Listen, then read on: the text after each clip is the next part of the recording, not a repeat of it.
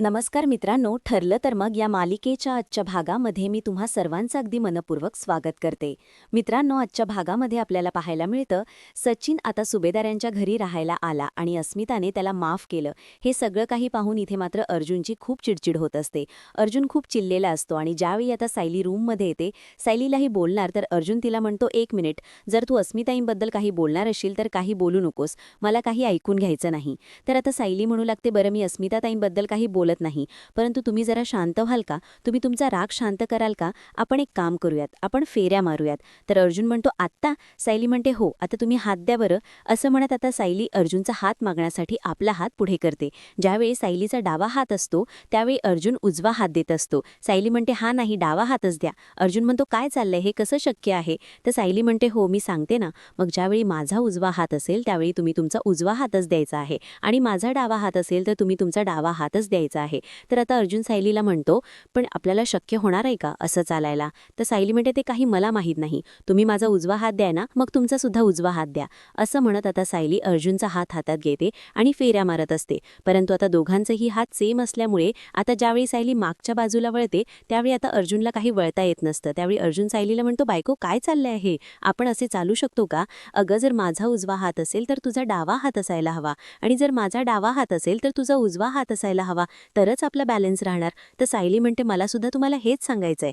आता सायलीला नक्की काय बोलायचंय अर्जुनला काहीच कळत नसतं. तर सायली पुढे म्हणते, "तुम्हाला हे तर कळतंय ना, मग अस्मिताताईंच्या बाबतीत तुम्हाला का कळत नाहीये?" अर्जुन म्हणतो, "बायको, नक्की तुला काय म्हणायचंय?" तर सायली अर्जुनला म्हणते, "तुम्हाला जर अस्मिताताईंच्या बरोबरीने चालायचं असेल तर असाच समतोल राखायला हवा." अर्जुन म्हणतो, "म्हणजे?" तर सायली म्हणते, "म्हणजे तुम्ही आता हट्ट करून बसला आहात, परंतु अस्मिताताईंचा कुठला हात धरायला हवा हे आता आपण ठरवायला हवं, कारण आता त्यांचं मन जपणं, त्यांचं मन जाणं खूप महत्त्वाचं आहे आणि तरच समतोल राखता येईल, तरच आपल्याला बॅलन्स सांभाळता येईल." आणि कसं आहे ना, कुठल्याही स्त्रीला आपल्या नवऱ्यापासून वेगळं होणं हे साधं सोपं काम नाहीये. तिच्यासाठी ते खूप अवघड आणि वेदनादायी आहे. आणि आज अस्मिताताईंना या दिवसात त्यांना त्यांच्या नवऱ्याची गरज भासणे, त्याच्यासोबत असणं हे त्यांना वाटणारच आणि अशा क्षणी आपण त्यांना त्या दोघांना वेगळं नाही करू शकत. अस्मिताताईंनाही माहीत आहे की सचिन भाऊजी चुकले आहेत, परंतु त्यांना या क्षणाला आपल्या बाळासाठी त्याच्या वडिलांची गरज आहे आणि म्हणूनच कदाचित अस्मिताताईंनी या सगळ्या गोष्टींकडे, या सगळ्या चुकांकडे दुर्लक्ष केलं असतील किंवा या सगळ्या चुका मागे टाकत एक नवीन आयुष्याची सुरुवात करायची ठरवली असेल. मला मान्य आहे की सचिन भाऊजी चुकले आहेत, परंतु सचिन भाऊजी जर सुधारले तर खरंच खूप छान आहे. कोणाला नाही आवडणार, आपल्या सगळ्यांनाच आवडेल. परंतु सचिन भाऊजी जर चुकतच राहिलेत तर मग आपल्याला अस्मिताताईंना वेळ द्यावा लागेल, त्यांना थोडा वेळ द्यावा लागेल, त्यांना समजून घ्यावा लागेल, त्यांची बाजू समजून घ्यावी लागेल. परंतु तोपर्यंत चिडचिड न करता त्यांचा हात धरून फक्त त्यांना साथ द्या. आता सायलीचं बोलणं अर्जुनलाही पटलेलं असतं. सायलीने खूप शांतपणे अर्जुनला समजावलेलं असतं आणि सायलीचे ते शब्द अर्जुनलाही कळालेले असतात. अर्जुन सायलीला म्हणतो, "हो बायको, मला कळतंय आणि तुझं बोलणंही मला पटतंय. आय एम सॉरी बायको, खरंच मी एवढं चिडायला नको होतं." तर सायली म्हणते, "मग एवढी चिडायची काय गरज होती? आज तर सगळ्यात आनंदाचा दिवस आहे. अहो, 22 वर्षापूर्वी ज्या गुन्हेगाराने एवढा मोठा गुन्हा केला होता त्या गुन्हेगाराला तुम्ही शिक्षा दिली आहे. नागराजचा गुन्हा तुम्ही सगळ्यांसमोर आणलात आणि नागराजला आज शिक्षा झाली आहे. मग हा आनंदाचा दिवस साजरा नको का करायला?" तर अर्जुन म्हणतो, "हो, ते खरं आहेच, परंतु एक सांगू का, आता मात्र मी केस जिंकून आलो, पण इथे मात्र तुम्हाला हरवलंयस." तर सायली अर्जुनला म्हणते, "या 4 भिंतींचा आड मी तुम्हाला हरवणारच आहे, परंतु बाहेर मात्र विजय तुमचाच असणार आहे. अगदी आज जिंकला तसंच. आज जे तुम्ही यश मिळवलंय तसाच यश तुम्ही बाहेर कायम मिळवायचं आहे."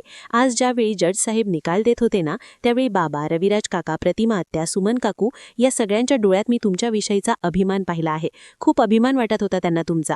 तुम्ही तर केस एक हाती फिरवली आणि त्याबद्दल खरंच तुमचं अभिनंदन. तर सायली अर्जुनला पुढे म्हणते, "पण मला एक गोष्ट कळाली नाही की तुम्ही महिपतला जे फोटो दाखवायला गेला होतात ते फोटो त्याने पाहिलेही नाहीत, परंतु तुमच्या हातातील ते फोटो पाहून त्याच्यावर एवढा परिणाम कसा काय झाला?" आता सायलीचा हा प्रश्न ऐकून अर्जुनला धक्काच बसतो. त्याला काय बोलावं काहीच कळत नसतं. सायली या गोष्टीचा विचार करत असते, परंतु अर्जुनला तो दिवस आठवतो ज्या दिवशी अर्जुनने साक्षीला पाहिलेलं असतं आणि त्या दिवशीच अर्जुनला कळालेलं असतं की साक्षी जिवंत आहे आणि म्हणूनच त्याने महिपत शिगरेसोबत डील केलेलं असतं की जर साक्षी जेलच्या बाहेर राहायला हवी असेल तर तुला आता कोर्टासमोर सत्य सांगावंच लागेल. रविराज किल्लेदार यांच्या कुटुंबाला मारण्यासाठी नागराज किल्लेदार यानेच तुला सुपारी दिली होती, हे सत्य तुला कोर्टासमोर कबूल करावं लागेल. परंतु अर्जुनने हे सत्य मात्र सायलीपासून लपून ठेवलेलं असतं. त्याने अर्जुनला यातलं काहीच सांगितलेलं नसतं, त्यामुळे सायली याबद्दल काहीच माहीत नसतं. सायली अर्जुनला विचारते, "नक्की काय झालं होतं त्यावेळी?" सायली अर्जुनला म्हणते, "काय हो, सांगा ना, नक्की काय झालं होतं?" तर अर्जुन म्हणतो, "सांगितलं ना बायको, अगं महिपतला वाटत असेल की मी त्याच्या एखाद्या जुन्या क्राईमबद्दलची आता फोटो कोर्टात सादर करीन आणि म्हणूनच तो घाबरला असेल. तर सायली म्हणते महिपतला माहीत होतं की तुम्ही त्यांचा कोणत्याही गुन्ह्याबद्दलची शिक्षा तर तुम्ही त्यांना देऊच शकता आणि त्याबद्दल कोर्ट त्यांना शिक्षाही देईल, परंतु आज नागराजचं सत्य सांगून महिपतला कोणता फायदा होणार होता की ज्यामुळे त्याने नागराजचं सत्य सगळ्या जगासमोर सांगितलं. आत्तापर्यंत हे सत्य कबूल करण्यासाठी तो तयारही नव्हता, मग अचानक कसा तयार झाला? पुढच्या आता सायलीच्या प्रश्नावर या अर्जुनला काय बोलावं काहीच कळत नाही आणि अगदी वकिलाप्रमाणे तो विषय बदलतो आणि म्हणू लागतो, ऑब्जेक्शन मेलॉर्ड, मी सायली अर्जुन सुभेदार यांच्या नवऱ्याने आता एवढी मोठी केस जिंकून आल्यानंतर, तो दमून आल्यानंतर मी सायली सुभेदार यांनी आपल्या नवऱ्याला कॉफी न विचारता प्रश्नावर प्रश्न विचारायला सुरुवात केली आहे. आता अर्जुनच्या या बोलण्यावर सायली हसू लागते. तर अर्जुन पुढे म्हणतो, मी कोर्टाला विनंती करतोय की यांना सक्त ताकीद देण्यात यावी की नवऱ्यावर फक्त प्रेम करावं, उलट तपासणी करू नये. आता अर्जुन असं म्हणत सायलीकडे पाहतो तर सायली अर्जुनकडे, दोघेही हसू लागतात. तर त्यानंतर सुभेदारांच्या घरी जेवणानंतर सर्वजण एकत्र बसलेले असतात. चैतन्य जेवणाची तारीफ करत म्हणतो, खरंच किती कमाल जेवण झालं होतं. आता तर माझं पोट इतकं गच्च भरलंय की मला आता काहीच करावं असं वाटत नाहीये. जेवणातील एक एक पदार्थ असं वाटत होतं काय खाऊ आणि काय नको. मला तर त्या महाराजा थाळीचीच आठवण झाली. खरंच कमालीचं जेवण होतं. तर आता अर्जुन म्हणू लागतो, पण आज भाजी कोणती होती? तर सायली म्हणते, ओळखा बघू. अर्जुन म्हणतो, कोणती भाजी होती? मला तर काही कळालंच नाही. सायली म्हणते, हो का? तर अर्जुन म्हणतो, पूर्णाजी कोणती भाजी होती? तर पूर्णाजी म्हणतात, तुला ओळखायला सांगितलंय ना, मग तू मला काय विचारतोयस? अर्जुन म्हणतो, मला तर काही कळालं नाही.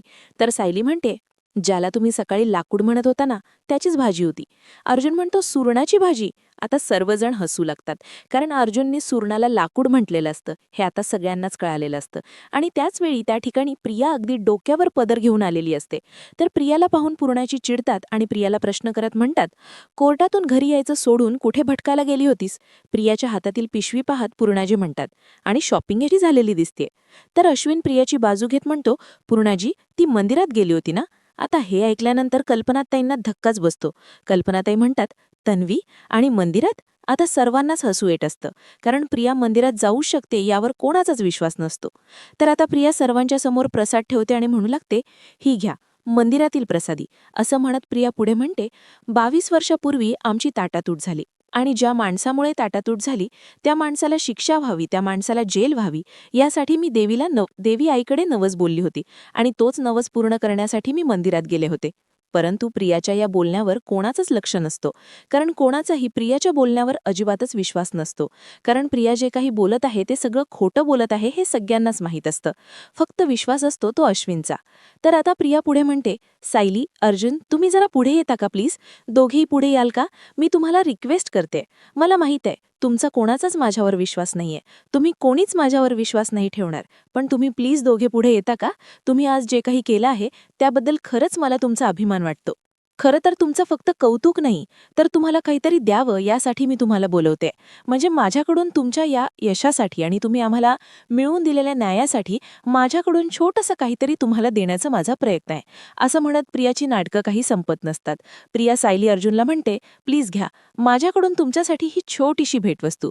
परंतु सायली अर्जुन काही पुढे येत नाहीत. परंतु रविराज सर मात्र प्रियाच्या समोर येऊन उभे राहतात आणि प्रियाकडे पाहत म्हणतात, तन्वी, तू तुझे डोळे उघडलेस आणि तुझा खोटेपणा कायमचा बंद केल्यास या गोष्टीवर माझा तरी कधीच विश्वास बसणार नाही.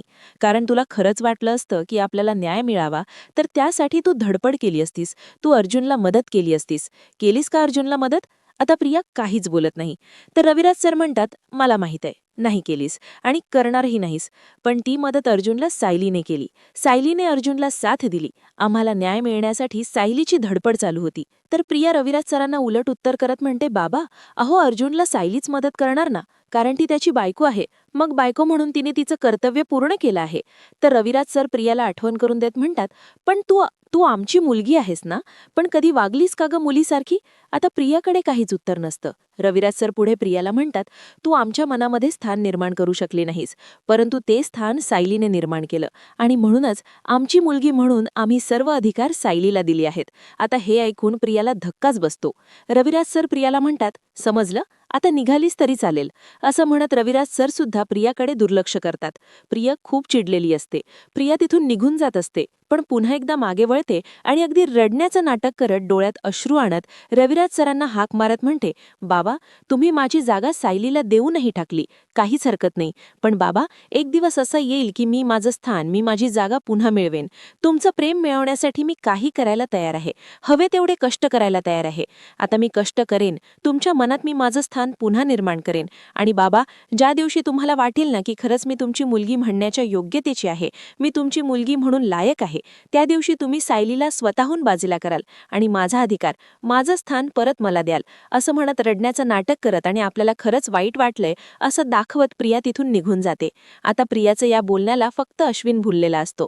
अश्विनला प्रियाचं हे नाटक खरं वाटतं आणि तो सगळ्यांकडे पाहतो, परंतु कोणीच प्रियाच्या बोलण्याकडे लक्षही दिलेलं नसतं आणि कोणी प्रियाला थांबवतही नसतं. आणि म्हणून अश्विनलाही सगळ्यांचा राग आलेला असतो. अश्विनही रूममध्ये निघून जातो. तर दुसरीकडे आता अर्जुन रूममध्ये असतो, सायली रूममध्ये येते. त्यावेळी दरवाजावरच पिशवी लावलेली असते. आता सायली ती पिशवी घेते आणि रूममध्ये येत अर्जुनला म्हणते, हे बघा, प्रियाने आपल्यासाठी काय आणलं आहे. अर्जुन म्हणतो, मला बघायचं नाहीये, तुला बघायचं असेल तर बघ. आता सायली ते गिफ्ट पाहते आणि अर्जुनला म्हणते, मला तर विश्वासच बसत नाहीये की प्रियाने आपल्यासाठी काहीतरी आणलं आहे. मला माहीत आहे, हे सुद्धा प्रियाचं काहीतरी नाटकच असेल. परंतु असं म्हणत आता सायली ते गिफ्ट पाहते तर त्यामध्ये कॉफी मग्ज असतात आणि यू आर द बेस्ट असं लिहिलेलं असतं. अर्जुनला म्हणते, परंतु मला एक कळत नाहीये, प्रियाच्या वागण्याबद्दल. म्हणजे आज इतर दिवसांपेक्षा तिचं वागणं काहीतरी वेगळंच होतं. म्हणजे कोर्टातून बाहेर पडल्यानंतर थेट मंदिरात जाणं आणि आपल्यासाठी काहीतरी गिफ्ट घेऊन येणं आणि सगळ्यांसाठी प्रसाद घेऊन येणं, हे सगळं काही मला जरा विचित्रच वाटतंय. पण मला कळत नाहीये की खरंच नागराजला अटक झाली, त्याला शिक्षा झाली, या ते प्रियाला खरंच आनंद झाला असेल का, खरंच ती खुश असेल का. तर आता अर्जुन शांत होतो आणि आता अर्जुनला तो क्षण आठवतो. नागराजाचं बोलणं त्याला आठवतं. नागराज अर्जुनला म्हणालेला असतो की तुला वाटत असेल की आजची केस जिंकून तुम्ही जिंकला आहात, परंतु नाही, एक प्रिय गोष्ट तुमचं घर पोखरत आहे आणि ते सत्य फक्त मला माहीत आहे, तुमच्या आयुष्यातलं सगळ्यात मोठं सत्य. पण मी ते तुम्हाला सांगणार नाही, कारण मी तो खेळ रंगण्याची आणि तुमचं घर पोखरण्याची वाट बघणार आहे आणि त्यातच मला खरी मज्जा येणार आहे. असं म्हणत नागराजने अर्जुनला एक कोडच टाकलेलं असतं. आता अर्जुन त्या गोष्टीचा, नागराजाच्या बोलण्याचा विचार करत असतो. तर सायली विचारते, काय झालंय, कसला विचार करताय. अर्जुन म्हणतो, काही नाही, परंतु नागराज कोर्टाबाहेर जे काही बोलला त्याचा विचार करतोय. नागराज नक्की कोणत्या सत्याबद्दल बोलत असेल. त्याने तर सत्य सांगितलंच नाही, परंतु आपल्यासमोर एक मोठं कोडं टाकलं आहे. सायली म्हणते, हो ना, मला तर नागराजाच्या बोलण्याचा काही अर्थच कळाला नाही. आणि असं त्याला अचानक मैसाबा वगैरे कुठून आठवले.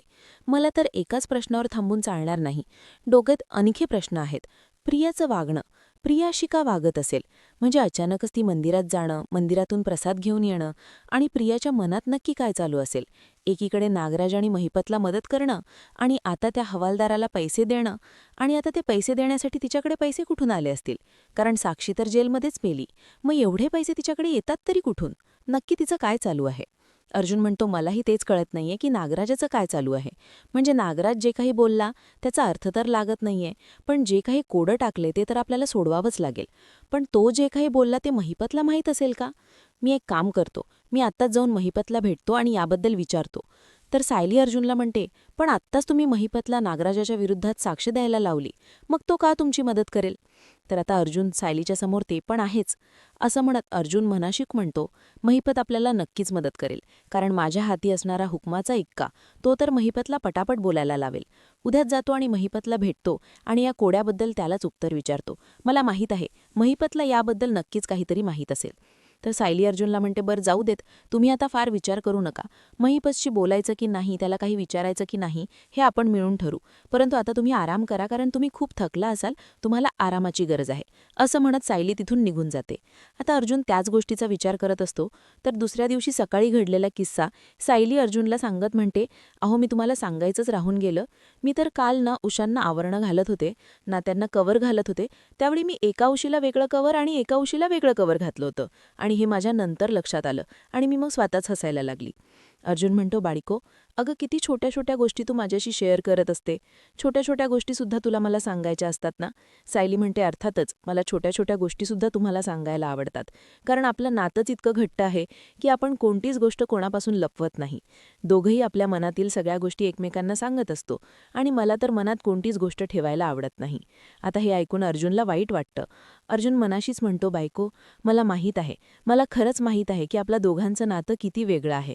आपण कोणतीच गोष्ट एकमेकांपासून लपवत नाही आणि तू तर माझ्यापासून कोणतीच गोष्ट म्हणत होता ना की आपण जाऊन महिपतला भेटूया.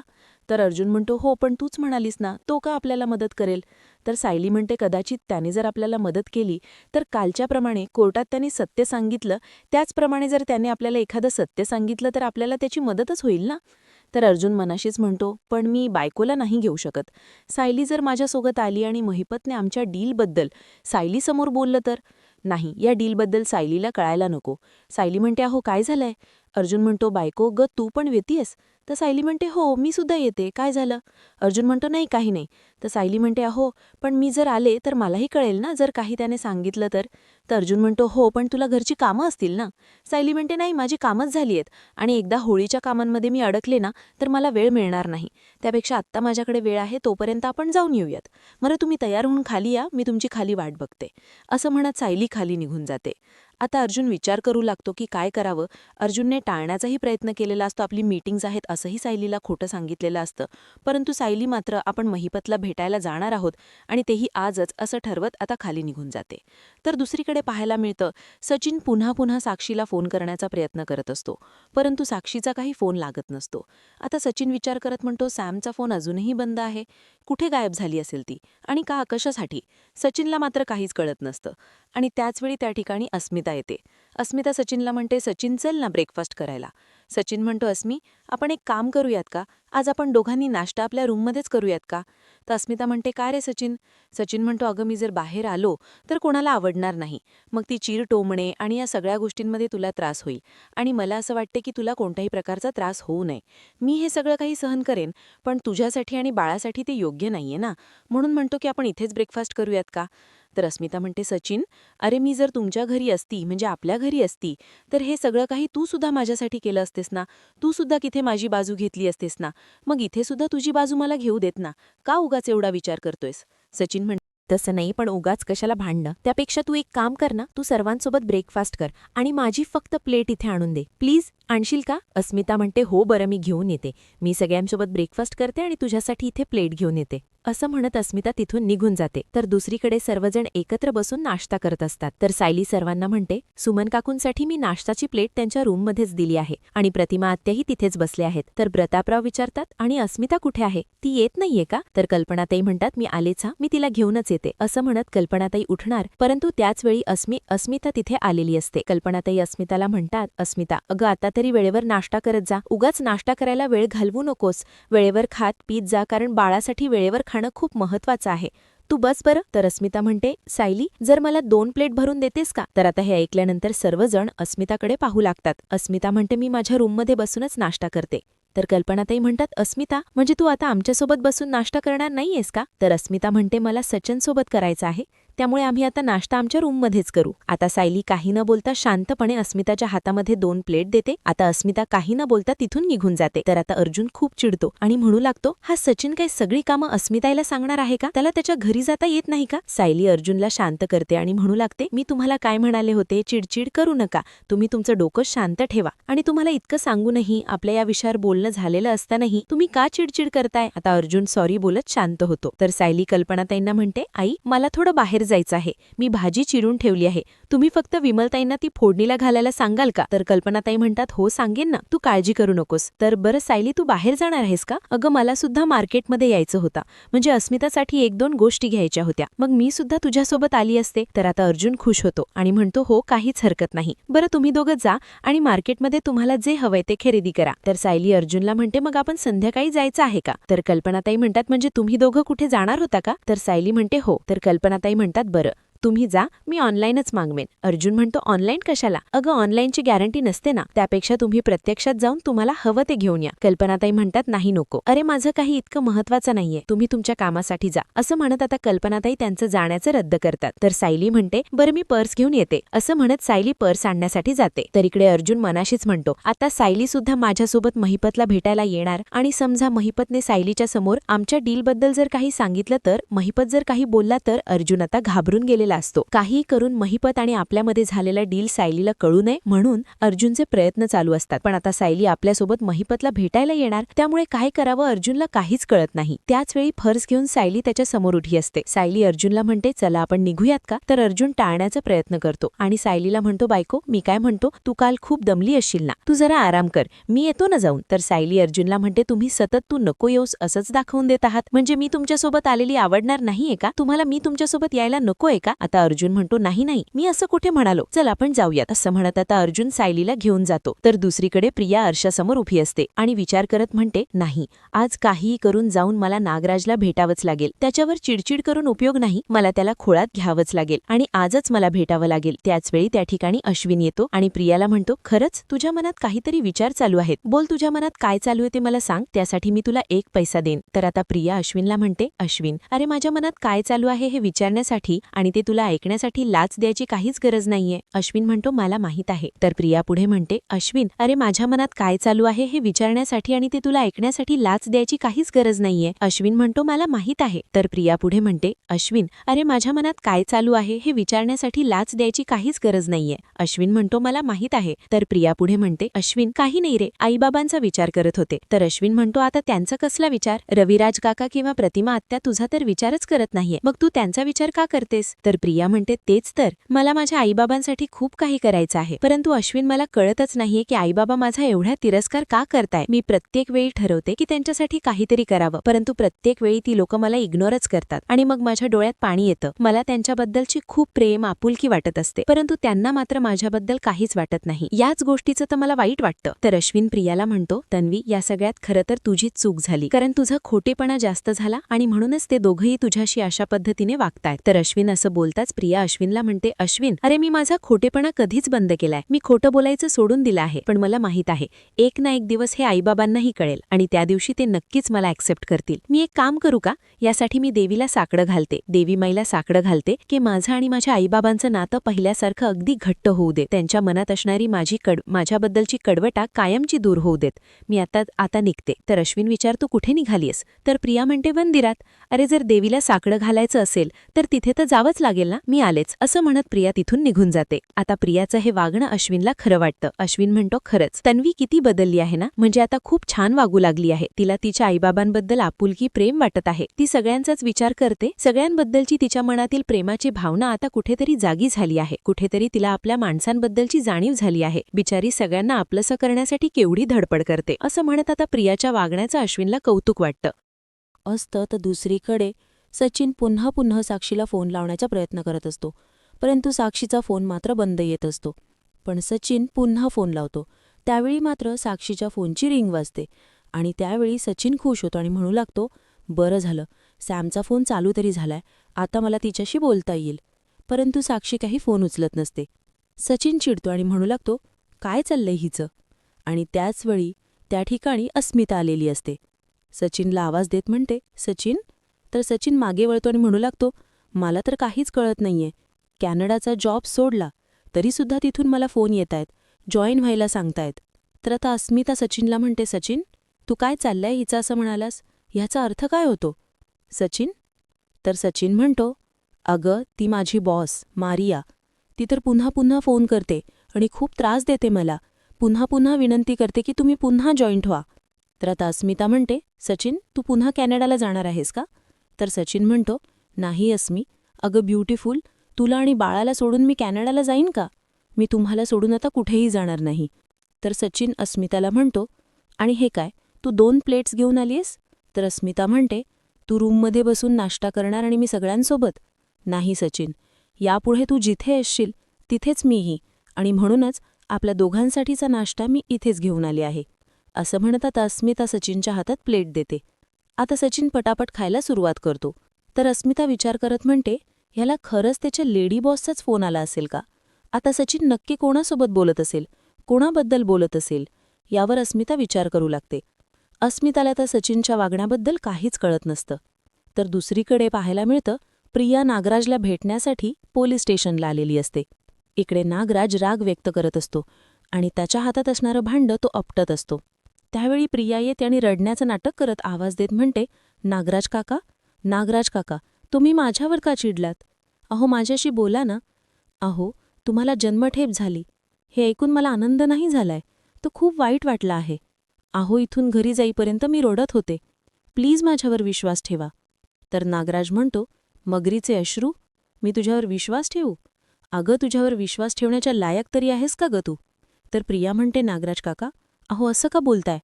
अहो माझ्या हातात असतं तर मी तुम्हाला नक्कीच सोडवलं असतं. तुम्हाला शिक्षा व्हावी असं मला कधीच वाटलं नव्हतं.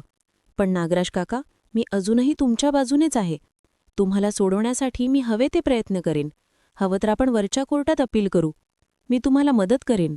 तर नागराज प्रियाला म्हणतो, तुला जर मला मदत करायची असती ना, तर तू अगोदरच केली असतीस. आणि तुझ्या ते हातात होतं. आणि तू जर मदत केली असती ना, तर मी इथे खितपत पडलो नसतो. ह्याला तूही जबाबदार आहेस. प्रिया म्हणते, नागराज काका प्लीज माझ्यावर विश्वास ठेवा. तर नागराज त्याच्या हातातील भांडं जोरातच आपटतो आणि प्रियावर राग व्यक्त करत म्हणतो, एक गोष्ट लक्षात ठेव, मी जर आता 5 मिनिटासाठी बाहेर आलो ना, तर तुझा गळा आवळून खून करेन. आणि हो, तुझा खून करून तुला लपवण्याचीही गरज नाही. ताठ मानेने अभिमानाने सांगेन, हो मी एका नीच बाईला मारला आहे. आता मात्र प्रिया पूर्णपणे घाबरून गेलेली असते. तर दुसरीकडे सायली आणि अर्जुन महिपत शिकरेंना भेटतात. तर महिपत शिकरे सायली अर्जुनला म्हणतात, तुमचं काम झालंय ना, मग आता तुम्ही माझं तोंड पुन्हा का बघायला आलाय?